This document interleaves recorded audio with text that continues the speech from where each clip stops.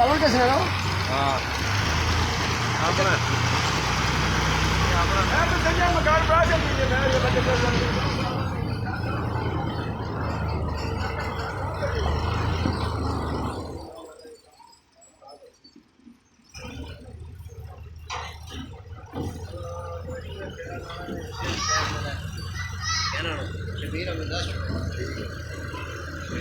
अरे क्रश की सेवा का क्रश की नाम आता है क्रश की सेवा क्रश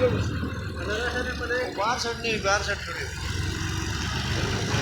जितनी नेड़े हो जगह ऐसे भी सेट थोड़ी